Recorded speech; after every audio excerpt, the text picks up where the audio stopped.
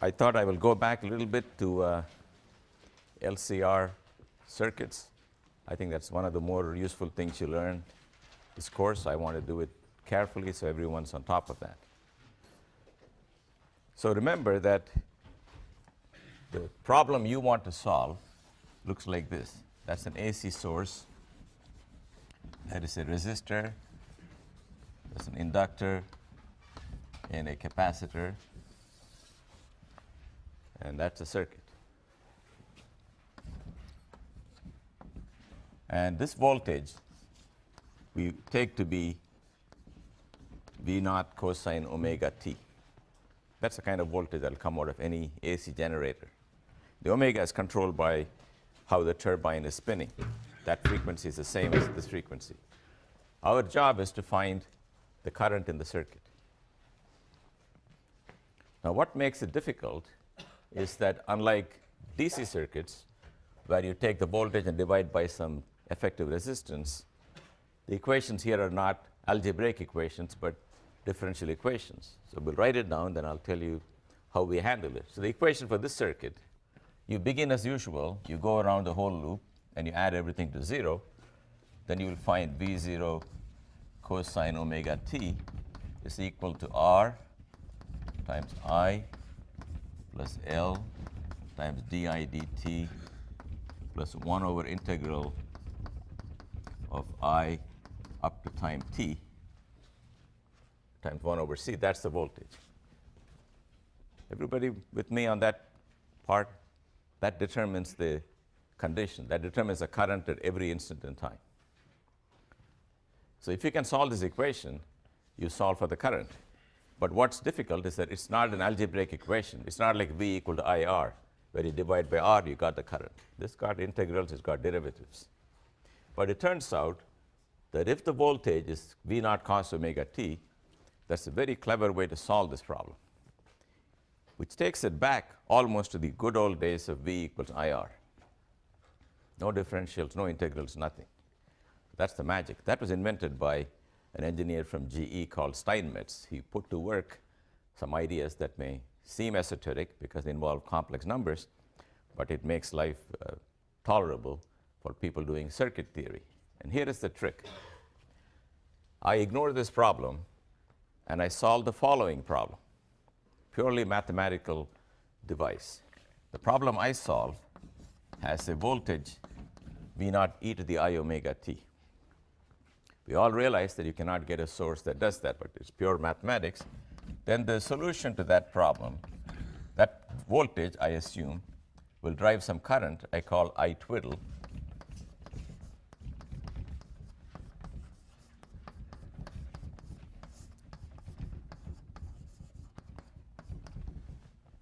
So I twiddle is the answer to the problem where the driving voltage is not real, but this. We mathematically write the same equation, but now we realize that I twiddle can be complex. I twiddle is not real. It can be a complex number. That's because the voltage is a complex number. It's an equation. It's got imaginary and real parts on the left-hand side. It'll have real and imaginary parts on the right-hand side, and so you will need both to make it work. But if you have solved this problem, I claim you have also solved this problem. Why? Because if you take this equation, which is a complex equation, then the real part on the left-hand side will match the real part on the right-hand side. Imaginary part will match the imaginary part. That's because if you have two complex numbers, z1, and you say they're equal, you mean x1 plus I y1 is x2 plus I y2. And they can be equal only if these guys are equal, those guys are equal. The real part has to match, imaginary part has to. You cannot borrow from the real part and give the imaginary part. They're apples and they're oranges. So you got to match them separately. Closest analog is a vector equation. If you had a vector equation and you equate two vectors, say you say vector f is m times vector a, then fx will be m times ax and fy will be m times ay. So there are two equations in one single vector equation, or three in 3D. In a complex equation, there are two equations. So let's take the equivalent of the real part on the left-hand side and the real part on the right-hand side. And what do you get? The real part of this is the most important thing. Real part of this is cos omega t. That's because e to the I omega t is cos omega t plus I sin omega t. The real part is just cos omega t. On the right-hand side, I should take r times the real part of I twiddle. Let me just call that guy I. Then I should take L times the derivative of the real part of I twiddle, which I want to call I. Then 1 over c times integral of the real part of I twiddle. The real part of I twiddle, I want to call I. In other words, let the real part of I twiddle be called I. Then we notice that this I is exactly the I that we want. Satisfies exactly the equation we want to solve. So we have some good news and some bad news. The good news is that if you solve this equation, you have also solved this equation. The bad news is, if you cannot even solve the real equation, what makes you think you can solve this complex equation, right? I cooked up another problem, looks even more difficult, and I say, hey, if you can do that, we can do this. Well, it turns out this complex problem is actually easier to solve than this guy. And I try to tell you why it's easier to solve. If you come to this equation, I've told you repeatedly, any equation involving derivatives and so on, you guess the answer and you put it in. You try to make a guess. I'm trying to guess what kind of function I of t has the property that when I multiply it by r, I should get a cos omega t. When I differentiate, I should get something like cos omega t. When I integrate, I should get cos omega t. That's the only way left and right will match. And neither cosine nor sine will do the trick, right? If you picked a sine, then when you differentiate it, you will get a cosine that matches this. When you integrate it, you will get a cosine that matches this, but this will contain a sine. On the other hand, here,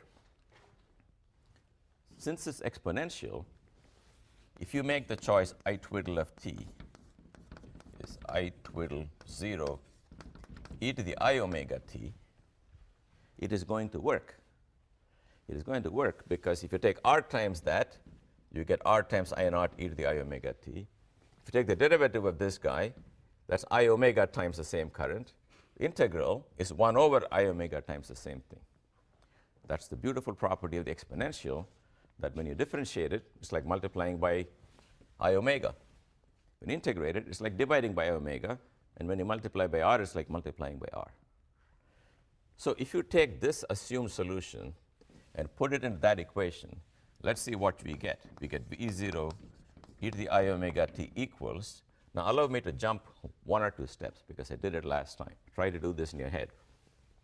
R times I twiddle is going to contain r times I twiddle 0 e to the I omega t.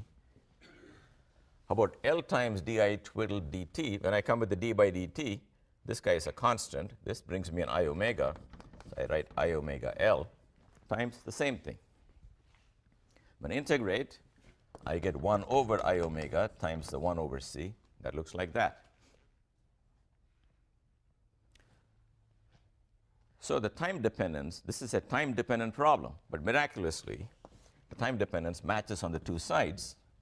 And now we get this equation, v0 equals r plus I omega L plus 1 over I omega c times I0 twiddle.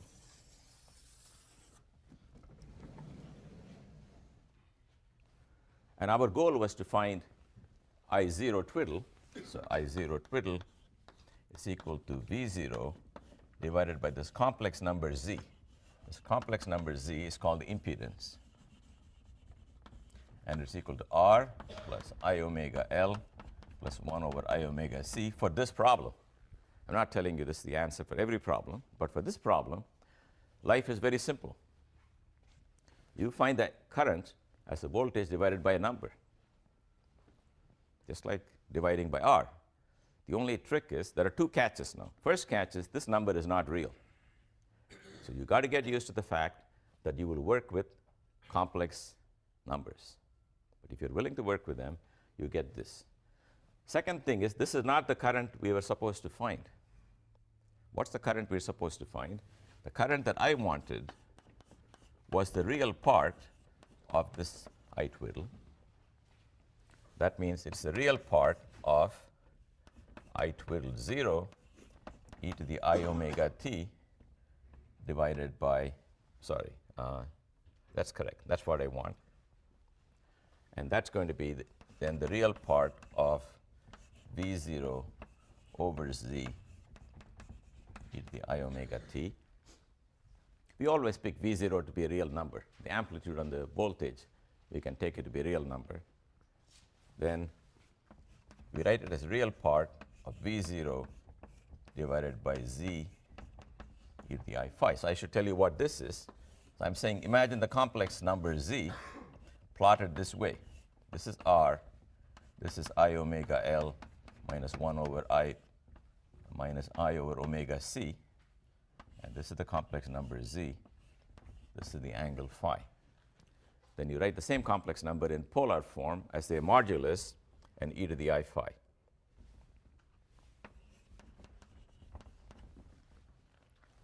So now you find I of t is the real part of V naught over mod Z e to the I omega t minus phi. And that we know is V naught over mod Z cosine omega t minus phi. So that's the final result. That's the answer to the original question. Now, you know trigonometry well enough to know that cos omega t minus phi is really cos omega t cos phi plus sin omega t sin phi. So the answer cannot be just a cos and cannot be a sine. It's a suitably chosen admixture of sines and cosines that does the trick. So if you want to, if you say, I don't want to deal with complex numbers, you can take a guess like this and put it in the equation. And after a lot of manipulation, you will find there is a phi satisfying this condition. What's the property of phi? Tan phi is omega L minus 1 over omega C divided by R. But the beauty of the complex numbers is it just comes out in one package as the phase of a complex number. And I also told you to think about how you could do this with real numbers. It's not going to be easy to take a voltage, which is cos omega t, divided by anything to get a current which is cos omega t minus phi. There's nothing you can do to a cosine that will shift its phase. But if you're working with complex numbers, you can take e to the I omega t divided by e to the I phi and turn it into e to the I omega t minus phi. So in the imaginary world, it's very easy to shift the phase, because a complex number, when it multiplies or divides another number, rescales and rotates it. So in the complex plane, it's very easy to attach the phi, and at the end of the day, you take the real part.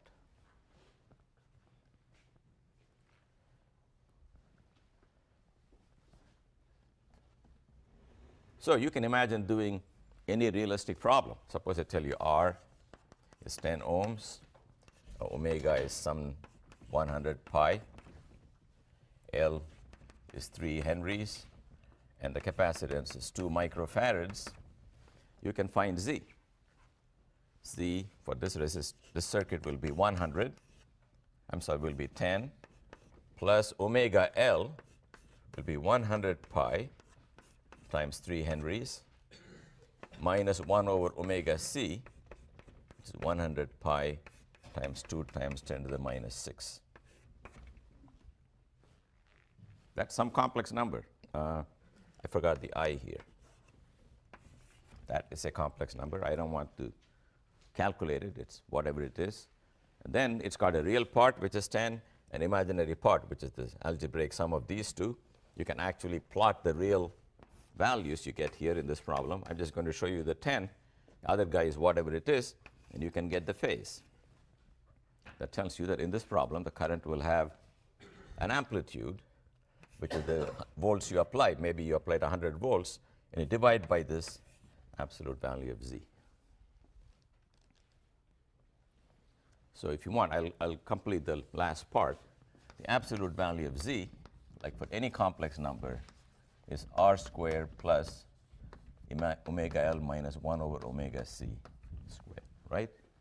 any complex number, the absolute value is real square plus imaginary square under root.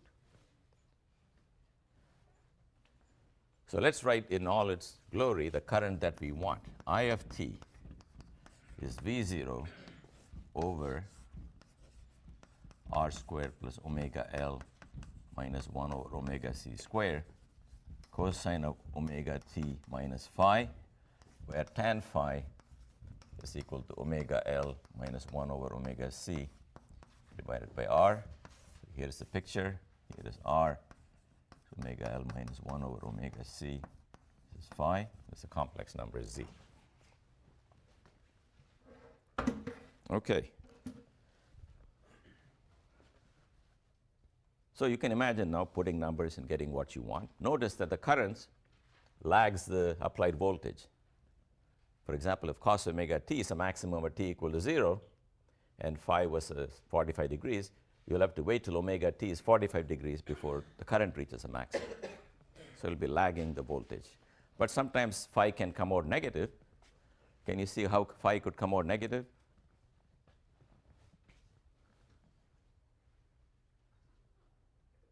This angle phi need not be positive. Do you understand that?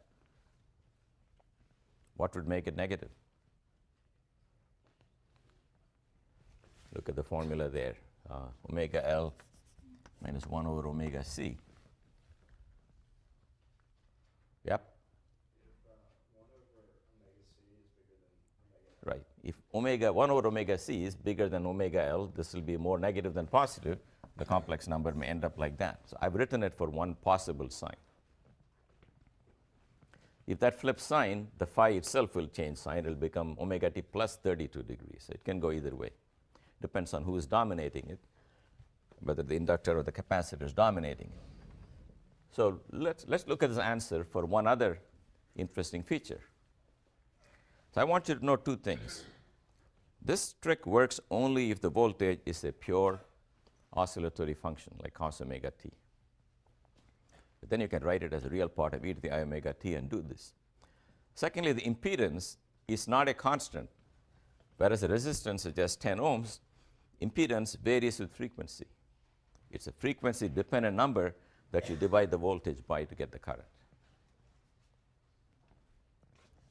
So the consequence of this is the following. Suppose you plot here the magnitude of the current. Let's call it I0. This whole thing, let me call it I0. That's the amplitude of the current as a function of frequency for a given applied voltage V0. So V0 is fixed, but when omega varies, these numbers are varying. When omega goes to 0, you got a 1 over 0 in the denominator. That's going to beat everything. And 1 over 0 squared in the denominator means the whole thing vanishes. The current starts out as 0. That corresponds to the fact that if your voltage had been a DC source instead of an AC source, that's what omega equal to 0 means. The capacitor will charge to some point and then stop the current. That's it. Then it will go up. Then it will come down because at very large omega, the omega L is going to dominate. You get 1 over omega L squared under root. That looks like 1 over omega L. It will fall like 1 over omega at very large frequencies. And it will be the maximum when these two guys cancel each other. See, you got R squared. If you're trying to get the maximum current, there's nothing you can do about R squared. It is what it is. But you can play these two guys against each other and find a frequency, so omega naught, so that this is true, and that omega naught is just related to the resonant frequency of the LC combination. So at that frequency, the current amplitude will be simply I0 maximum will be simply V naught over R. It's as if L and C are not there. You got them there, but they're not there. They're not doing anything. They neutralize each other. So you can ask, why put something in that doesn't do anything? Well, first of all, it does something at other frequencies. Only at one magical frequency, they go away. But what is interesting is this very sharp response you have. So do you know where that comes into play? Resonance, yeah, but which part of your life? Pardon me? Radio. You guys know what that is? Because I don't know. You're always carrying some recorded medium. But if you listen to radio, like in the old days, you have this room full of radio signals. Everyone wants your attention. Okay? All the radio stations are all sending signals right now in this room. And you want to pick just one station that you like. So what happens is that station sends that information at a certain omega naught.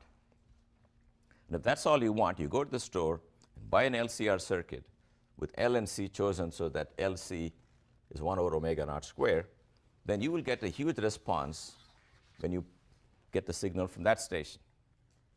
Now there's another station with a different frequency. You don't want to listen to them, but you have to listen to some of them, because if their frequency is here, your response to that station is not 0. It's a lot smaller than this, but it's not 0. And there may be yet another station you can hear in the background, because if you don't want to hear them, you would like to get 0 signal from them, but you cannot kill this function except at one frequency. But you can make it very sharp. If R is very, very small, this function will be very large at resonance, because B naught over R will be a huge number. It will also be very narrow. So you can make this thing very sharp. And that's really controlled by the ratio of R to L.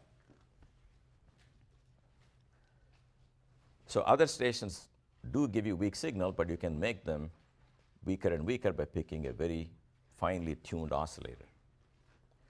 Now the question is, what if you want to change? What if you change your mind and you want to listen to these guys?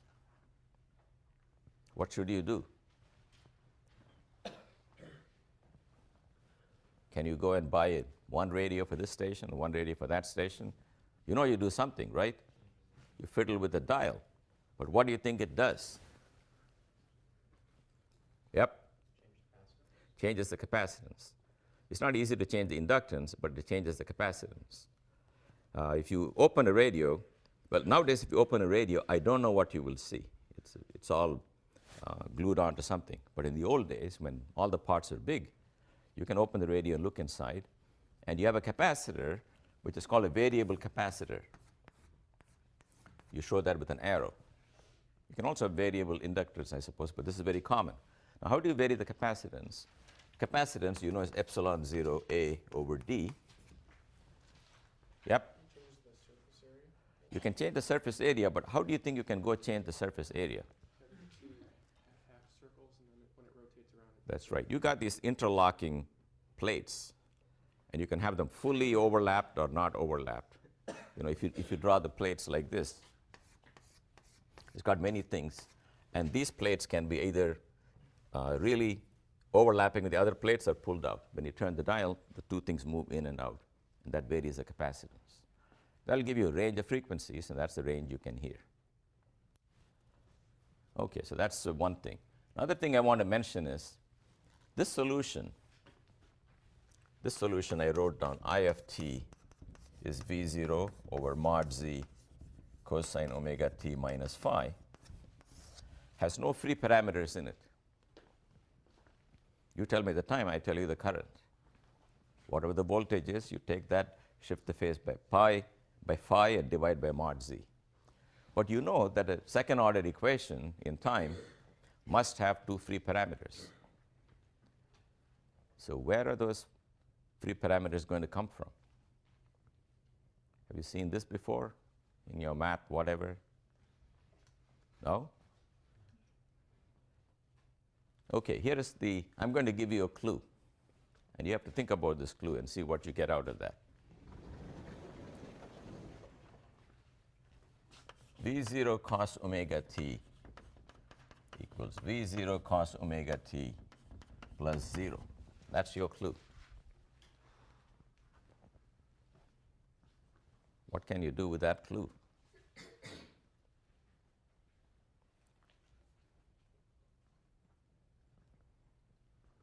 Yep.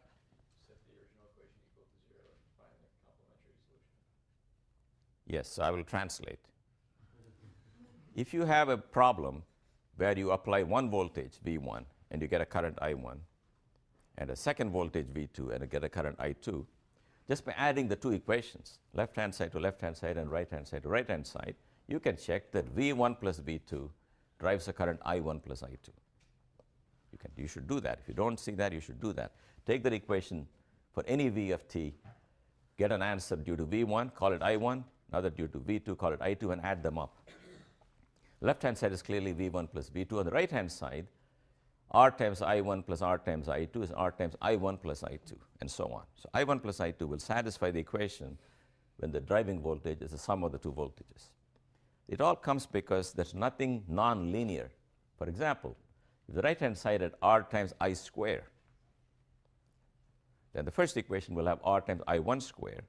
Second will have R times I2 square. When you add them, you'll get R times I1 square plus I2 square. But what you want is really R times I1 plus I2, the whole thing square. So if you have nonlinear terms, you cannot add solutions. But if you have linear terms, you can add solutions. Therefore, 0 is a hint. It says add the solution for 0 voltage. And you might say there is no solution for 0 voltage, but I will have to remind you that we did solve the problem the other day of an LCR circuit connected to nothing. It had a current flowing for a while, but it won't do it if it's completely inert. But if you put some charge on this guy to begin with, then you saw that the current and the charge, everything starts and oscillates exponentially, like e to the minus some number t times some cos omega prime t minus some other phase. Call it chi.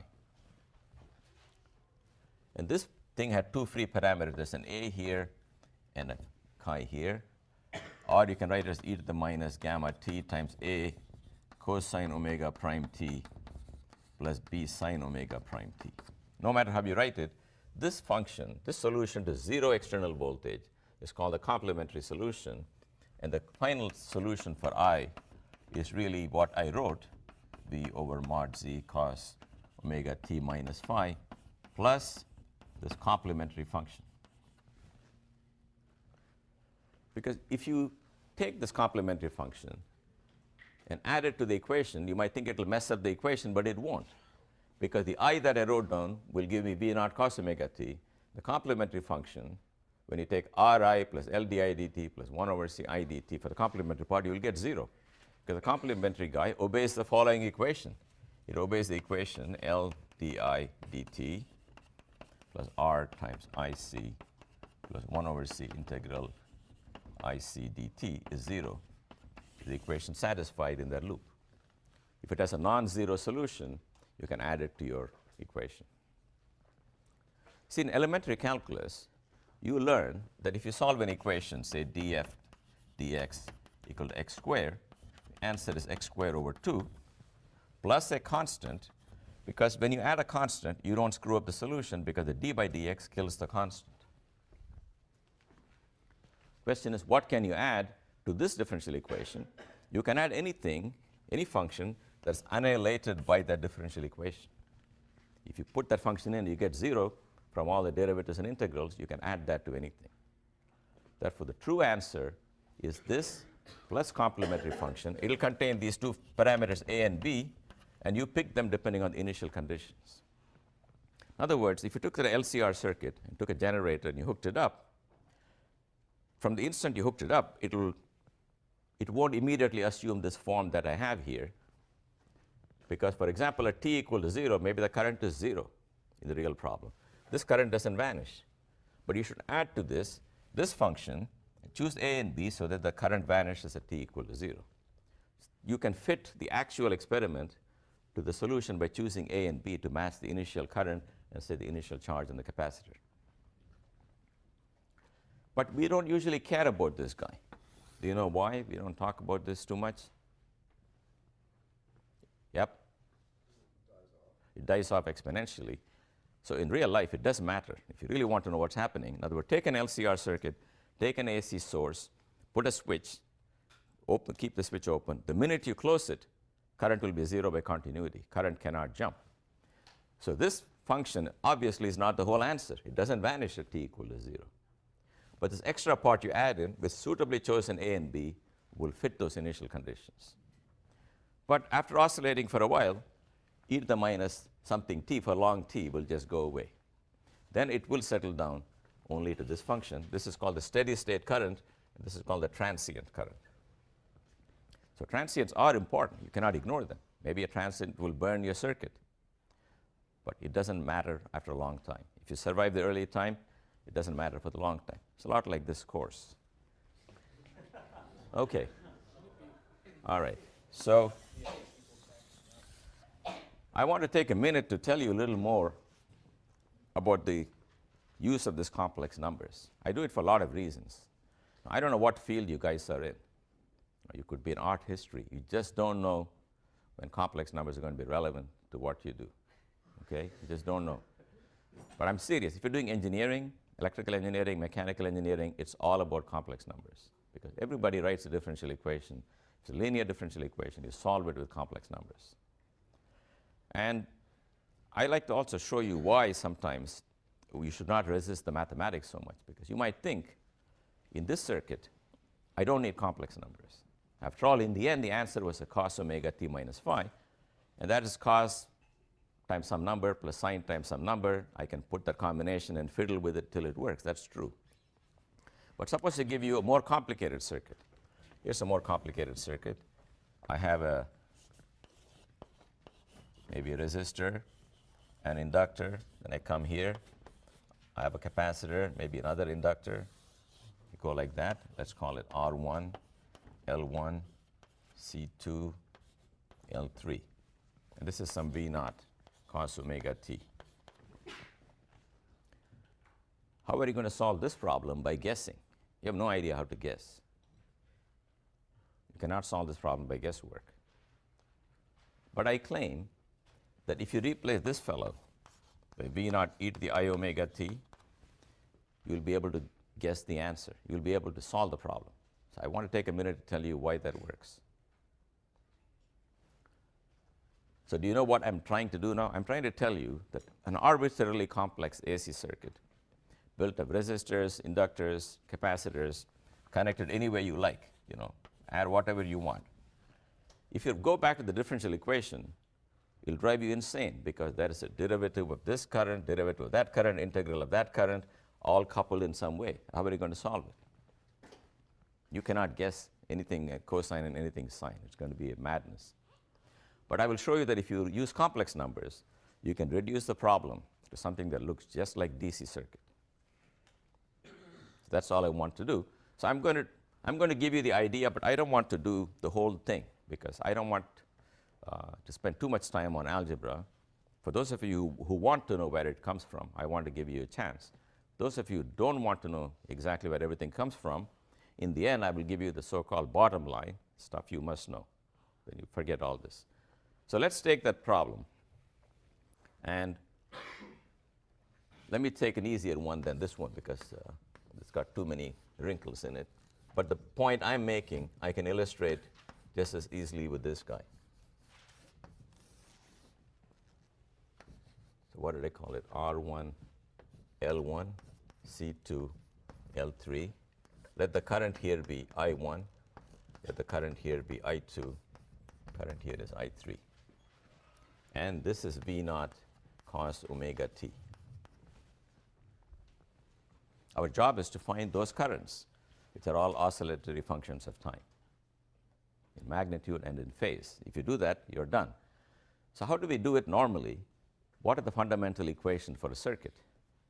The fundamental equations are that at every branch, the incoming current should be equal to the outgoing current, which for us means I1 is equal to I2 plus I3. So I2 and I3 come down here and they join and become I1 again. So I'm going to assume that and write I1 there. So I got two unknown currents, I2 and I3. That's the first thing to understand. How many free independent currents there are? Generally, if it's a simple problem, it's equal to the number of loops you have. That's a loop here, that's a loop there. You can draw many other loops like that one and that one, but they will not give you any new results. So you've got to write voltage equations that says if you go around a loop and you come to where you start, the change is 0. The equation I would write would be V naught cos omega t is equal to I'm going to take this loop is equal to R1 I1 plus L1 di1 dt plus 1 over C integral I2 dt prime back to here is 0. That's one equation. For the second loop, I can go around the other way if you like, going around this inductor, or I can take a loop like this. I just want to write that to show you what it may look like. That equation will say L3 di3 dt minus 1 over C2 integral I2 dt is equal to 0. The minus sign comes because the current is assumed to flow this way and your loop goes counter to the current. You're going uphill, so everything should be subtracted. But if you go down, you can write it going down this way. So these are the three equations to solve. They're complicated because there are differentials, there are integrals, and you know what. But if I solve the following problem, V naught e to the I omega t. So don't bother to write all of this because you're not responsible for this detail. I just want you to know what's going on. So I scrap this problem and I solve this problem. And the current for that I take to be the twiddle. Okay? I say let the I twiddles be the answer to this problem with e to the I omega t. Can you see that if I took the real part of the first equation, I get the correct equation for the physical currents? That if I took the real part of the second equation, everywhere I replace I twiddle by the real part, which I call I, and this becomes V naught cos omega t, I get the second voltage equation. And here, again, you drop the twiddles by taking the real part. That's the equation satisfied by the physical currents I2 and I3. So it is still true, even in this complicated problem, that once you solved it, you may take the real part of the voltage and take the real part of the current anywhere. That's the answer to the primordial problem. So why does this make life easy for you? Because now you may take the current. I'll just take one of these as an example. Let the current be current I1 twiddle. Let it be I1 twiddle 0 e to the I omega t, and I2 twiddle is equal to I2 twiddle 0 e to the I omega t, and I3 twiddle is I3 twiddle 0 e to the I omega t. Make that guess. And what does this mean? Think about it. Go to the first equation. You equate these twiddle guys, and all the e to the I omega t's cancel on all the three terms. So you get an equation that says I1 twiddle 0 is equal to I2 twiddle 0 plus I3 twiddle 0. No time dependence anywhere. Looks like a DC equation. And let's go to this equation here. You will find V naught is equal to R times I1 twiddle plus I omega L1 times I1 twiddle plus 1 over I omega C. I should have called this C2, omega C2 times I2 twiddle. E to the I omega t's have been cancelled everywhere. So what do you find? This again looks like an Ohm's law problem where R1 is the impedance of this guy, I omega L1 is the impedance of that guy. So the whole thing looks like some Z1 times I1 twiddle plus Z2 times I2 twiddle. In other words, let me just write it below this here. Equation we get is V naught is equal to Z1 times I1 twiddle plus Z2 times I2 twiddle. So the problem will look like this. Just put some black box here, Z1, another black box, Z2, another black box, Z3. Join them, bring them out. Call the current here as I1 twiddle 0. The current here is I2 twiddle 0. The current here is I3 twiddle 0. And these constant numbers, they have no time dependence, obey the same equations as the real currents did in the real problem. So it's like a DC problem. The only subtlety is the impedances are complex. And the rule for impedance is very simple. If you open the box and you find a resistor plus an inductor, the impedance for that is R1 plus I omega L1. That's it. Apart from that variation, it is just like DC circuit. So your procedure, yep? Is there any physical significance to the imaginary part of the solution? No. If you want, imaginary part of the solution is the answer to a person whose voltage source was V naught sine omega t. Okay, so you are solving two problems, but we believe that it's nothing new. Because if you can do cos omega t, the answer to sine omega t is the same, except you shift by pi over 2. Everything looks the same. But it answers that question. Okay, so this is what I want you to know. Given an AC circuit, here's what you do. You make this rule. Whenever you see this guy, it is R. Whenever you see this guy, it is I omega L. And whenever you see this guy, it's 1 over I omega C. Then you can combine impedances in series by adding them, or in parallel by doing the reciprocals and adding them and then taking the inverse of that. It's all like DC circuit. What will you have at the end? At the end, you would have found out every current I twiddled 0, alpha is 1, 2, or 3 in this problem, right? You will solve this DC-like equations, and you'll find this DC-like currents, but they will be complex. What is the relation of this guy to the actual current flowing through the actual circuit element? The answer is I alpha of t will be I twiddle alpha times e to the I omega t, then take the real part. That's the algorithm. That's the relation between these time-independent functions. Because what did you do? You stripped their time dependence. You wrote every current as e to the I omega t times a number that doesn't depend on time. It's those numbers we have solved for. But to go back to the original current, first you got to reinstate the exponential you canceled everywhere. And remember to take the real part, because that was the deal. It's called the real deal. Real deal, take the real part of your answer.